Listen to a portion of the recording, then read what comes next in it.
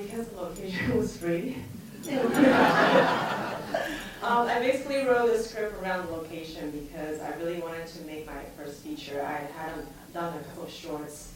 I was ready for the next step, and so this house, by the way, it's also on sale. It's my mother-in-law's house, and so we just decided to shoot it there. I had two casting directors, a U.S. casting director named Yves, and also a French casting director that found me the wonderful French cast. And Shane, actually, I saw so many girls. I must have seen like, what, 100 girls? I don't know. And eventually I auditioned her through Skype. Yeah, and the internet connection kept stalling. She kept freezing on the screen, but I knew she was a girl when I saw her.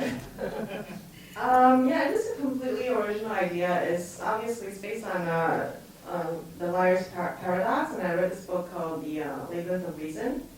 And originally, this was supposed to be a horror slasher film.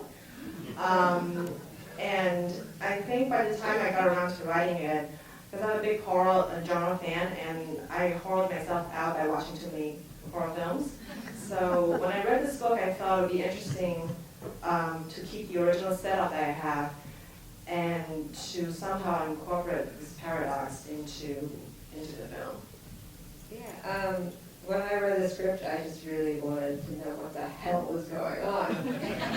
So I really wanted to get the part so I could explore it a little more. The thing that I really liked about the movie is that it starts on Cecile and sort of finishes on Jamie. So we see Jamie first as Cecile sees her, kind of as this cartoon version of an American girl, really smiley with that voice that's of a certain octave, and it was just really interesting to play. It's not anything like anything I've ever done before, where you start one way and then another, so that just presented a very cool challenge. Well, that's assuming that you think he's guilty, right? So you think you think that Cecile's telling the truth? Well, I'm more interested in seeing what my audience has to say, because I mean, for me, this film, I wanted to make a movie that's where I don't spoon feed the audience, and I'm, very interested in what each one of you have to say about the film. For me, when your interpretation sort of reveals more about your character than about anything else. So I invite you to have a lively debate about it to see what you think, like regarding the identity of Cecile and regarding, who's telling the truth. I don't know. I mean, I think it's. I was personally a bit obsessed with symmetry, so there's a little bit of me in the film. So I just thought that was interesting. I got over my obsession. Hopefully you will others too. Yeah, we were the only Americans there. Everyone else was French, DP and our entire crew. So for me, because I don't speak the language, I think that was like one of my biggest challenges. So what happened was we got an intern who was amazing, and she became my voice because she translated everything for me, which was really, that's how we got through it. Yeah, the thing that was really easy for me to play this part is that fish out of water feeling, because I was the only American in the cast. So when I first arrived in France, we were shooting for 21 days. I knew that I was going to be in the apartment with Aunt, who played Cecile, and I was maybe like, oh god, she's going to be a French bitch. This is going to be a long month, but it'll help my character because we don't get along. And we actually became best friends, like that night, which was really, really cool. And here, everyone that comes across in this is hysterical, like it's really, really funny and really young for his age. So we had a really good time. It was really cool, and they were really generous with their English because they do all speak perfect English and like beautiful English, and like instead of can't they say can't, and it's just like I feel very ashamed. Yeah, they're really, really nice and really inspiring to work with. No, it has not, and I really hope that it will. So, fingers crossed. And I'm surprised nobody asked where it was shot in France. Oh, It was shot in Lyon. The last scene was shot in Nancy. So we actually have to drive like 5 hours out. It's nowhere close to Lyon. I was really happy that people were laughing at the beginning, but I was a little worried towards the second half when things got serious that people, had chuckles here and there, so I wasn't so sure how to read that. But,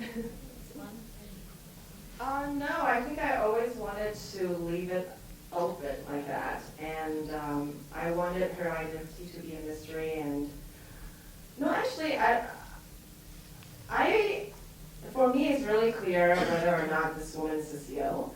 But I find it very interesting that people have different stories or different interpretation of her identity, and they would, defend their interpretation to me, and which I find fascinating. She doesn't know who. I still don't know. I think I know, but then every time I see the movie, I'm like, nope. No idea.